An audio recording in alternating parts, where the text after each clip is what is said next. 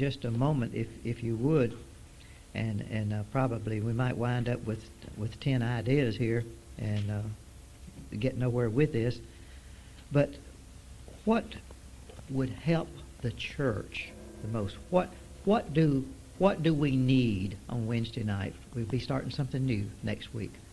What would be the most profitable to the Christian lifestyle or the growth?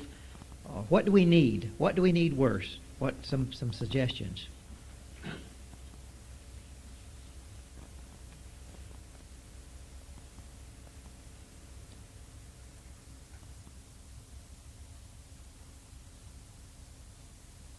Okay. Okay. That's what we'll do then.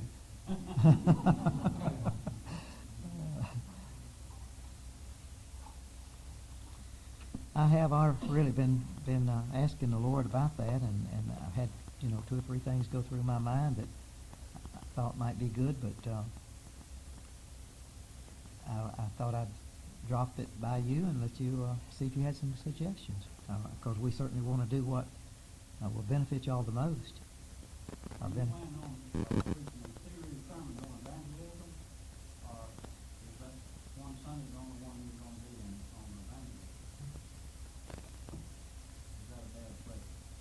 Well, I had not planned on doing a series on Sunday for that.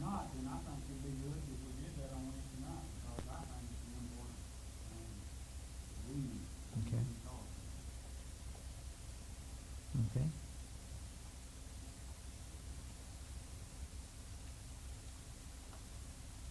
There's several things that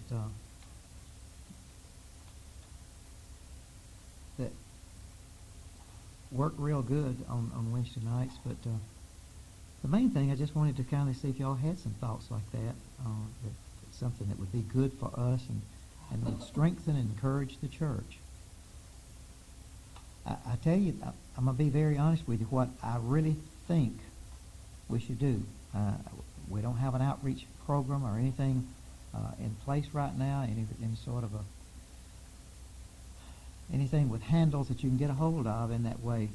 But what we should do is get a prospect card made up from all the Bible school kids and all the kids that are prospects or their families are prospects, from what information we got.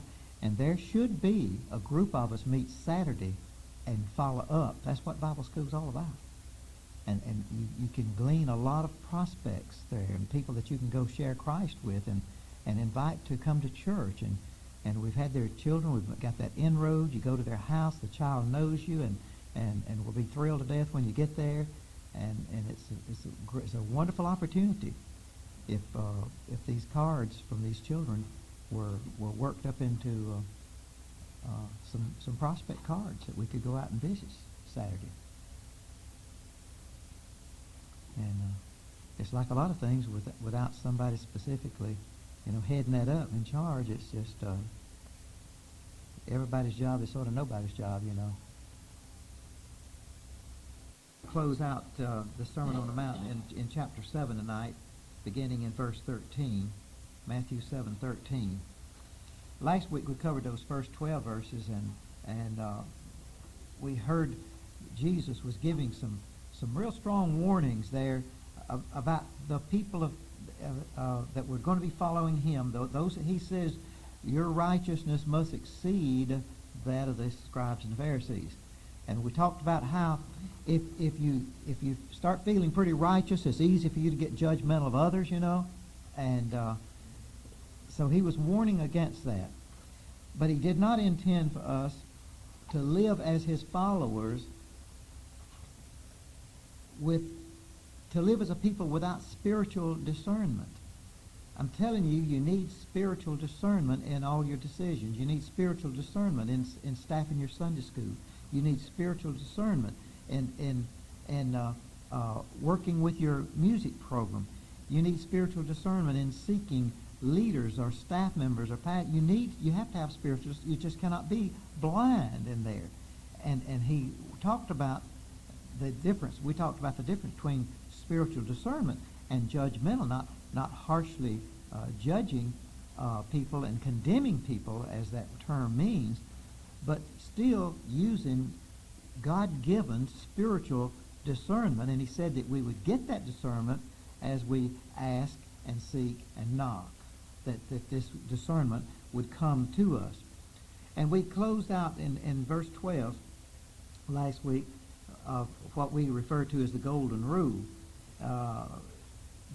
Jesus was teaching there that we are to live our lives out in such a spirit of love and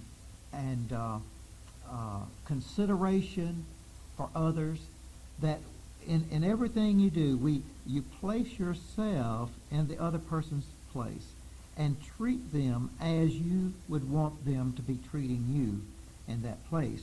And he then said that living by this rule would fulfill the law and the prophets if we would live by that rule. Now, beginning in verse 13 and going through verse 27, we're going to find four pairs. They're contrasting pairs. But we're going to find there a pair of gates. We're going to find a pair of claims. We're going to find there a pair of trees and a pair of houses in these next verses there. And as we look at this closing section of his sermon here, I think we can see in it also that he, as typical in sermon, he brings it and starts bringing it to a close with an invitation here. And some of the ones who are listening to this, all Bible scholars and students that I've ever read anything of, the studies that's been made, they feel like that as Jesus was there on the mount, that there was that sort of inner circle of disciples that were gathered close to him. But beyond them and behind them were these multitudes, these people that would follow him and gather. In fact, when if you start reading in the 8th chapter here, immediately talks about how the multitudes, when he came down off the mountain, the multitudes followed him. So it goes without argument, really, that when Jesus was talking here in this Sermon on the Mount, he was addressing both those people who had forsaken all and followed him, had laid their nets down and said, wherever you go, we're going to go. And they were walking with him, living with him, staying with him day and night. And beyond them, there were those that were casual listeners. But so you find him closing out here with an invitation. And much like our present day services where we come together on the Lord's Day, you find that there are some that are in our services every Sunday that are interested but not committed. And Jesus had some like that. There were some that they had heard about this man and they were interested in what he was saying, but they were not committed to follow him like that small inner circle was. So we hear the invitation he extends in verse 13. Let's read that together in chapter 7, verse 13. Enter by the narrow gate, for wide is the gate and broad is the way that leads to destruction, and there are many who go in by it. Because narrow is the gate, and difficult is the way which leads to life, and there are few who find it. Sometimes I think we overlook two very, very important things that Jesus says. We just sort of read over them. He stresses several different times in his teachings that there are many who don't follow him and few who do. He makes a difference there, and it's always the minority who are walking with him, and the majority are going the way of the world. So we see that even here. And notice that this gate, or this entrance way, this door, this gate he's talking to here, doesn't really promise much at this point that when he says this here, but it's a door. It is a door, from what Jesus says about it, it's a door that requires us to lay aside those things that would hinder us, those things that would so equip us that we couldn't get through a narrow door, that we have got to strip ourselves of those things that would compete for our time and our devotion to him. All the baggage that we gather as we go through this life. And you get the picture here that to get through this narrow gate, you've got to come without bringing all of your toys and things with you that attract your attention and distract you from serving Him. We cannot drag those things which take from or hinder our devotion to God if we're serious about entering the narrow gate. Now, it's easy to see when you read this that this gate, which is an entrance, that it leads somewhere beside the gate itself. Here's the gate, and you go up to the gate. But beyond the gate, there's a continuous path there. He talks about it being a way that leads to destruction or a way that leads to life. It's a path we take after we enter by the narrow gate. And Jesus is saying here, not only is the gate narrow, but the path for my followers beyond the gate is still narrow. You know that we have a very contagious thing in our day, that people will come and make the visible effort or sign or whatever of entering the gate. In other words, professing Christ. And it's almost then as they step through the gate, then there's like, whoopee, I'm home free. I'm saved. Now I can just go do anything I want to do. I don't have to go to church anymore. I don't have to do this. I don't have to read my Bible. I don't have to commit to God. I don't have to be used. I don't have to give my tithes. I don't have to do anything. I'm safe and sound. Well, that's just not the way it is. That's just not the way it is. The path beyond the gate is as narrow as the gate was. And when you walk through the gate with Jesus, you walk with Him on the other side of the gate. So this is what this is a picture of here. Not only is the gate narrow, but the path beyond that gate is narrow. And the path of those who follow Jesus may lead and will lead through times of difficulty and persecution. But we need to remember this. Ultimately, this narrow path leads to life. This is what he says. The narrow path leads to life. The sad thing is, though, that there are few who walk it. There are few who find it, as he says here. Jesus mentions a contrasting gate here, not narrow, but wide. There's two doors. There's two choices. And this wide gate, Jesus says, this is where the crowd's gathered. The crowd is over there trying to get through that wide gate. Many people are going through this wide open door and following this broad, this casual, this comfortable, and less demanding path that he mentions here. But be warned, Jesus says, that wide gate and path leads to death and destruction. It's a party while you're on the path, but I'm telling you, it has a dead end to it. It has a dead end. It's a clear and a very sobering warning Jesus extends as he invites his listeners to follow him.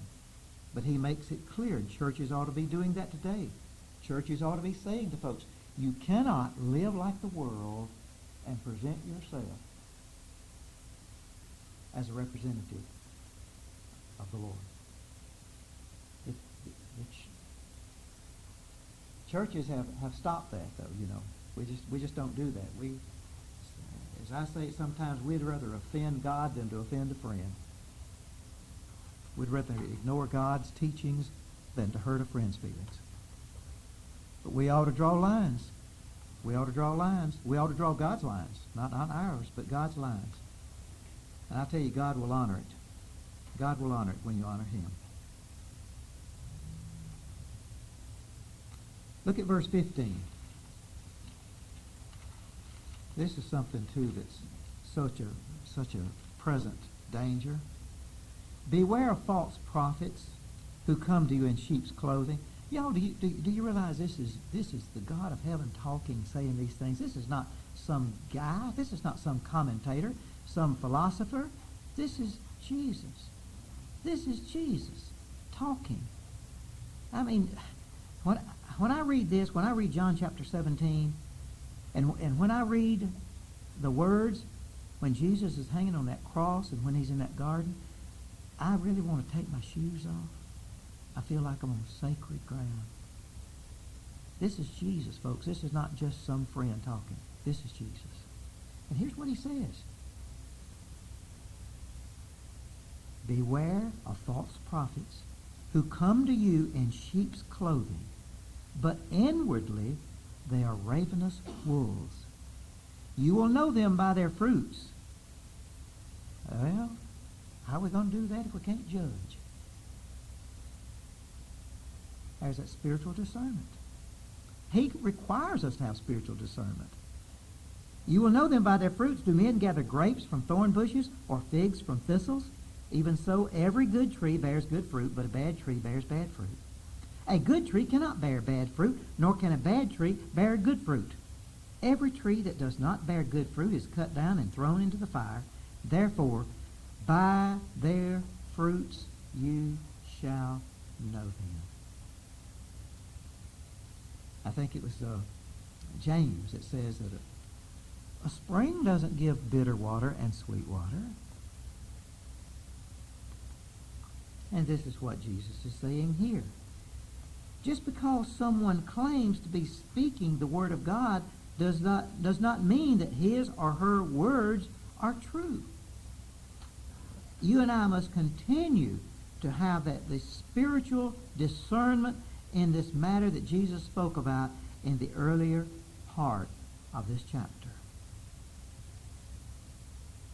We don't do that, folks. I'm telling you, we just don't do this anymore. We just don't do it. There's too many churches today call pastors, much like this paper mill over here would hire somebody. There's very little spiritual leadership in anything like this anymore in most churches. I had a young man come to me not long ago. He was so burdened, upset. He's a devout young man. He was getting his first taste of the pulpit pastor search committee. And he was brokenhearted. He said, there's not a spiritual thing about it. It's a church up in Oxford. He said, there's nothing spiritual about it. He said, it's just like my company that I work for, my secular company.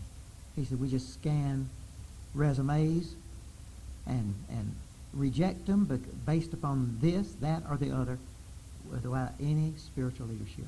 We do it just like we're hiring somebody for a secular job. Well, see, that's not what Jesus says here to do. It's not what he says do. We have to have spiritual discernment in this matter that Jesus spoke about in the early part of this chapter. We have to be so careful at this point. Just because someone claims to be speaking an authentic word, or someone has what I call the stained glass voice, that perfect speaking voice, or that perfect singing voice, or that charismatic charm that a lost person can have, it does not mean that he or she is a true godly person. I went to school with a guy that was a singer. Oh, Ron, oh man, he could charm you out of your shoes. He could charm you out of your shoes. This guy could stand, big guy, he could stand in that pulpit. He would sing at chapel at school, and we had chapel every day, you know. And, oh, he had so much charisma and such a mellow baritone voice. And I'll tell you, every church wanted him.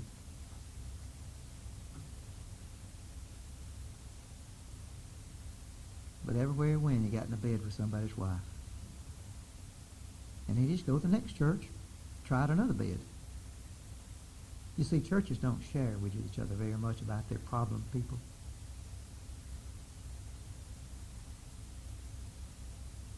This is what Jesus is talking about here. And I can tell you something. I've had my share of this mess. I haven't talked from experience about this. I can tell you about the staff members that come and make such an impression on the congregation and take their Bible up there and pray all these sweet prayers and turn out to be a queer. I know about them. I've had up-close experience with them. Wolves in sheep's clothing, man. I'm telling you, they infiltrate the church. They infiltrate the church. Why?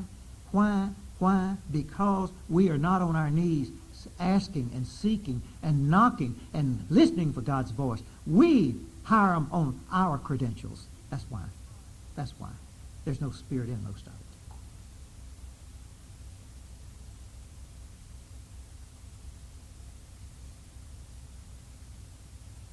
I'll tell you something.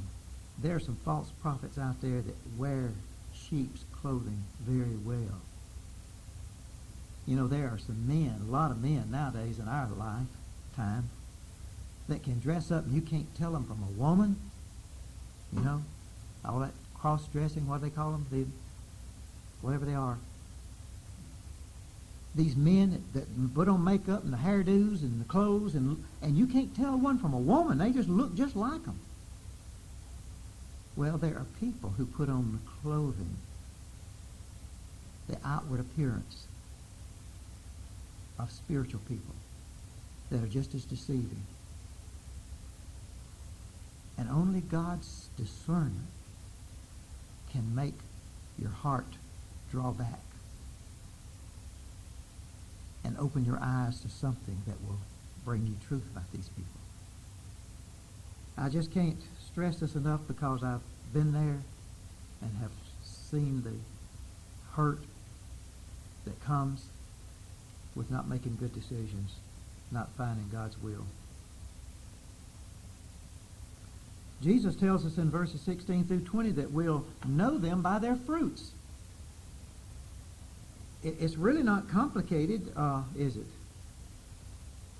Don't we all know that a good tree bears good fruit and a bad tree bears bad fruit?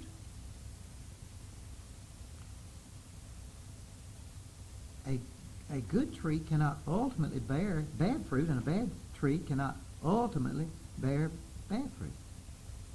I had a staff member one time, full-time staff member, full-time, listen, full-time salary, full-time, seminary graduate. And I was looking at fruit. Loved the boy, loved the young man, sweet as he could be. He had been with us about 10 months, nearly a year. And I said to him one day, can you give me an estimate? Because I had urged him over and over again. Never saw any fruit. I said, can you tell me, let me go back, full time, Monday through Sunday, full time. How many visits have you made in the name of the church? This counts youth, and he was a youth minister, by the way, also. Youth, young adults, whatever. How many total visits have you made in the name of the church? And he sat there, quiet, but very honest. He finally said, I think 5. 10 months, full time, called minister of God. What was he doing with his time? And I said, well, you're getting behind. I've made 6 yesterday, and you've made 5 in 10 months. I call that fruit. I saw his fruit. I saw his fruit.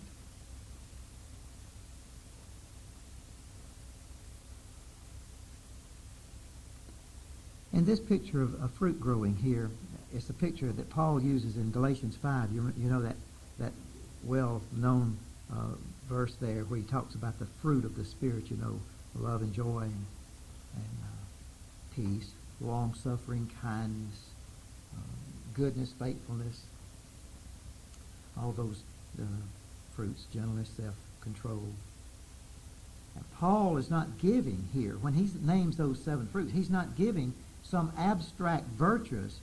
He's giving us a description of the life of Jesus Christ. That describes Jesus Christ. And if we belong to Jesus, if Jesus lives in us, we will have those fruits.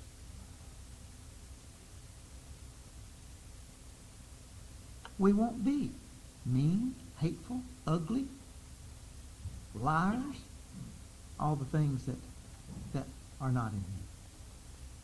We won't be those kind of people if he's living in us. Pretenders and deceivers can and they do. They put on. They live with hypocritical faces, and they say their words in such a way to charm us. But there will be a day of judgment, for God's word warns, be not deceived. God is not mocked. Whatsoever a man sows, that will he reap.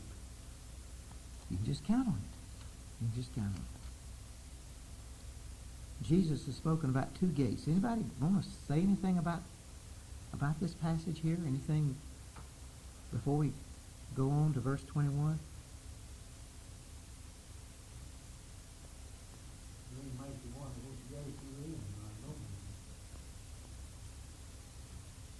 How's that now?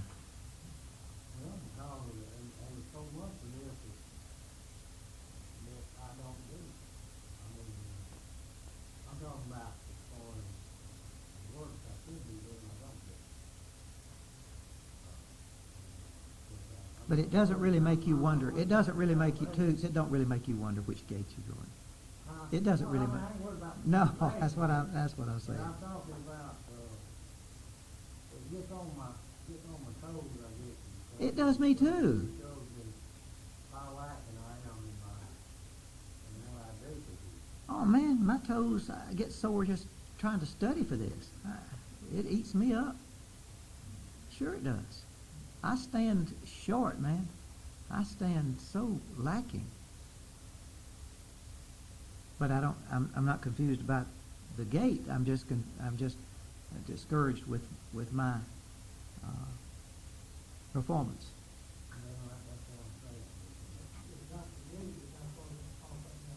Right. If a person talks about a key, what, in your mind, what do you think a key is? I don't know. I couldn't put a number on it, Peggy, at all. I see something like a football stadium full of people, and compared to the players out on the field. I don't know why, but when I think of a key, I just think of maybe less than 10, just a few like that. So I'm wondering, when you think of the whole world, it's just like a handful. I mean, like maybe a handful out of 100. You know what I'm trying to say? Mm-hmm. Well, I would think you're probably right. In my opinion. In my opinion. World, it just may be. I mean, there's a lot of nice people out of the 100. There's a lot of good folks, nice folks, got good jobs and have nice houses and they good neighbors. But there's a very small number of the 100 that are sold out to Jesus Christ. Few, a lot smaller Than many. Yes. Big. That's right. Well, the Legion field, I mean, when it was 86,000, 22 down on the field. Right. Well, you gotta remember, talking about the world, the United States probably got this, some more Christians than the other countries. Ain't so many countries that nobody can even testify. They're Muslim or some other kind of religion. Hindu. When you talk about China with all the people, talking about Russia with all the people, you talking about said it'd be mentioned, and you could take the whole United States, it'd be a few compared to this, because that's how the whole United States. I'm just saying, Jesus talking about the world. There's gonna be millions of people in this narrow gate. But compared to the population of the world, that's just gonna be a few. It's going to be quite a contrasting number. I believe that. I believe that. Down to the way he's not looking at just the United States. Every year, the first week of February, not February, the first week of July, the Free Thought Society comes into this area, and so many people stay at the motel where I work, and I've already got reservations for, well, we're just about booked up 100 room motel, and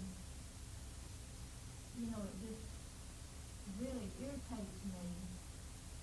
I want to just say so much, but you know, I can't, because I know just, you know, Yeah, you can't pay them, but they need to put a mile over here for the state. yeah, but last year when they came, they take the Bibles out of the room, and they'll bring them up, and, you know, well, some of them will throw them in the garbage, but a lot of them will just bring them up and put them in the lobby.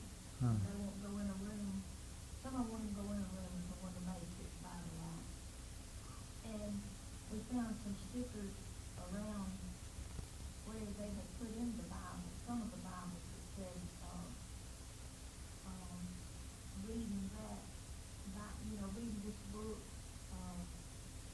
can be hazardous to your health, and, you know, just, I just hate to see them coming. I guess so. Yeah, and they wear shirts with, you know, the wrong messages on them, and I just hate to see them coming. You ever read the River Sky? It's not really, really. I read his columns sometimes, some of those letters. I haven't met him.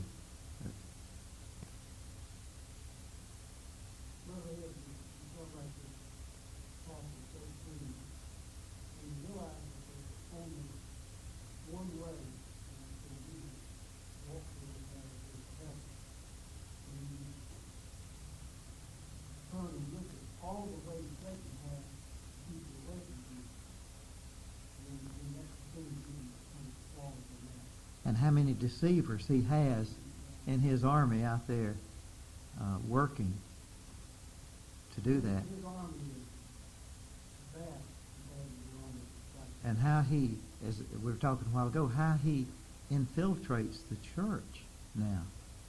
But I don't blame that so much on Satan as I do God's people for not having spiritual discernment, not being close enough to the Lord and dependent enough on him to get his discernment in these matters. You see, the United States population is 4% of the world population.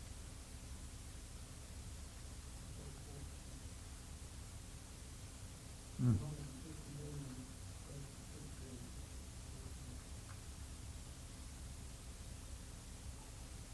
Let's look at verse 21 and 22.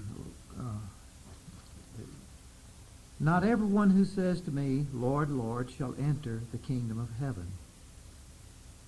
Well, who will then?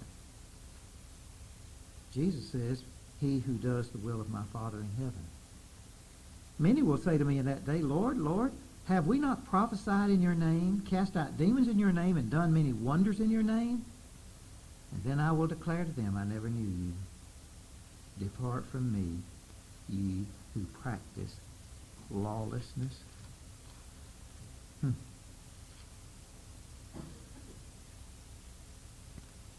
Jesus is talking about people here that making these contrasting claims here. Notice they all knew the right language.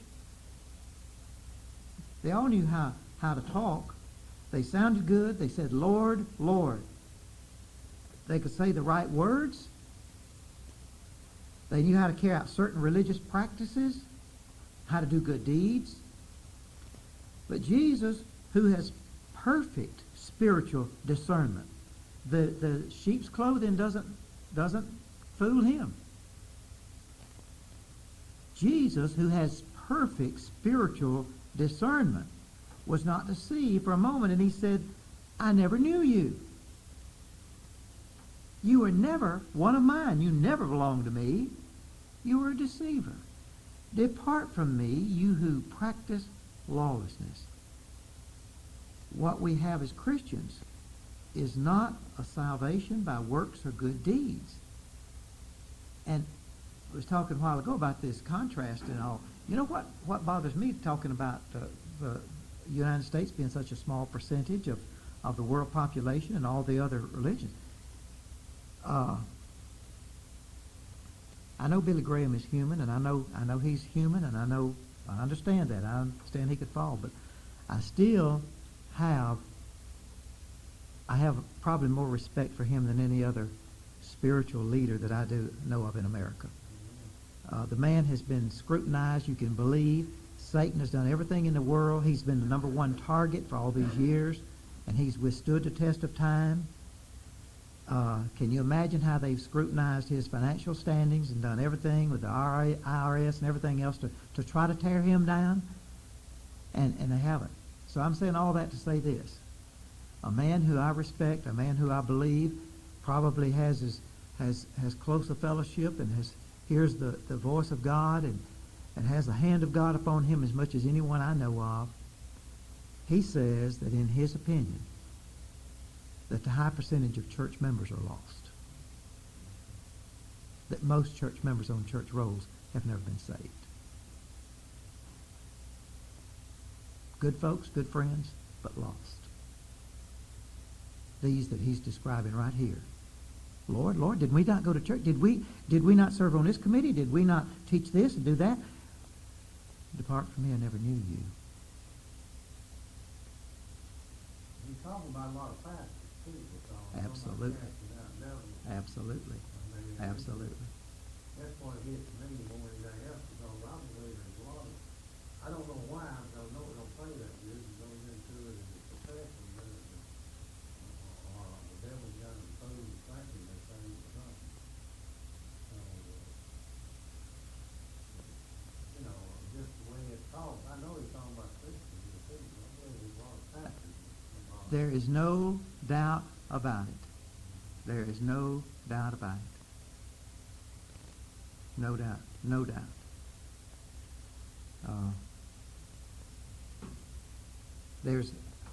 Let me say this, and I hope this is not taken wrong.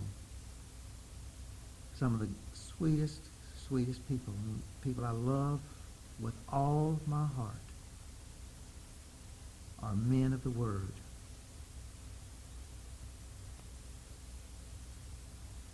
Godly preachers and pastors and staff members.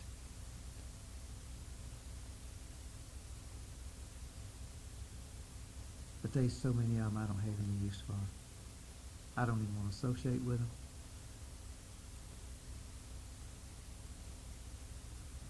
There's a lot of phonies out there, folks, I'm telling you. There's a lot of them are in it as a chosen profession, just like I want to be an auditor or bookkeeper or whatever.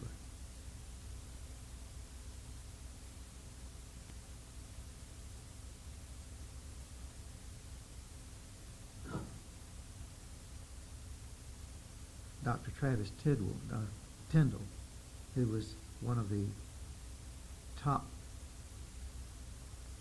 faculty men at Samford University, developed a friendship.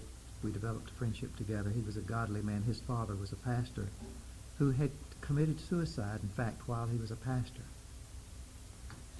Dr. Tyndall was a fine man, and he was still very active as a layman and did mission work. He was just a good, godly man. He had him speak in our church one layman Sunday in Birmingham. But sitting in his office at Samford one day, he would call me sometimes and ask me to stop by and have lunch with him at the university when I was going to be on that side of town. And we talked as close friends would. And he asked me one day, he said, Ed, I want to ask you a question. Do you have many pastor friends? And it stunned me. I never had even thought about it. And I sat there quiet for a moment. I said, not really. I said, the ones I have are great, great friends, but not many. I said, in fact, I don't really enjoy being with most of them.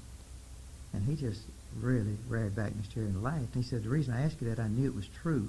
He said, I was born and raised in Baptist homes, pastor's home. All my life I've been with preachers and all. And he said, I can tell you why you don't have a lot of close pastor friends. He said, you're too basically honest for most of them to be comfortable around. He said, I'm just going to be honest with you. He said, most of them are plastic. He said, I work with them in the association. He said, man, they come in with that plastic smile on their face, and everything's wonderful. Their churches are wonderful, and their churches love them. Their families are perfect. And he said, you're too real for most of them. They're not comfortable with you. I never had thought about it, but I really get concerned. I guess that's one reason I love this Sermon on the Mount so much. It speaks to me so personally.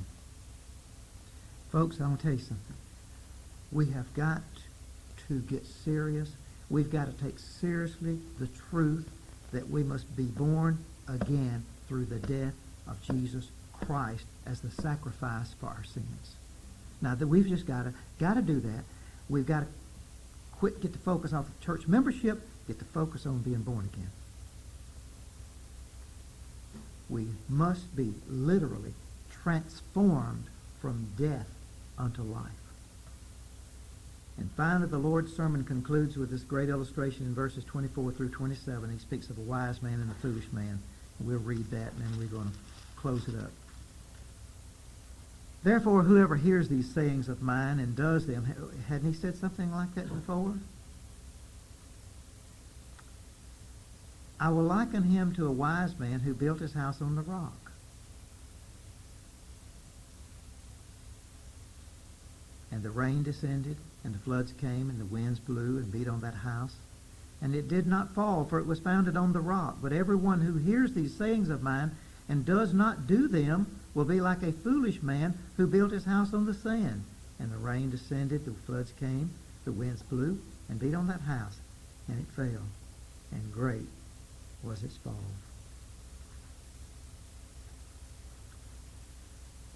James uses this in his writing, in his book, where he exhorts us to be doers of the word and not hearers only. This rock he's talking about, building your house on the rock, is our active devotion, commitment to Christ. This is the rock that seeks to put into practice all the things that Jesus has taught us. But the foolish man, Jesus says, is not like that. He's the one who hears but does not do what he hears. Now, what do you think Jesus is talking about? What kind of a reference would he be making when he talks about the floods coming? Any thoughts on that? What do you think that could be a reference to? Okay. Big fire? The problems of life. Problems of life. And I can't help but think that he might be talking about the final judgment there too, as well as the everyday trials and temptations that come our way, that our foundation will not stand. And we see that so many times in people that make commitments and then they bail out and forget their commitment. They were not built on the rock. But ultimately, he even may be a reference here to the great catastrophe that brings the age of this world to an end. The question that we need to ask ourselves is, though, will our house be able to stand at the time when the rains descend and the floods come and God's final judgment is given? Well, Jesus is the foundation. Mm-hmm. And what I'm trying to say is, I don't know how strong the house is going to be, but once you are born again, you've got the foundation. Right. Like somebody said, temptation in the world. That's up to us.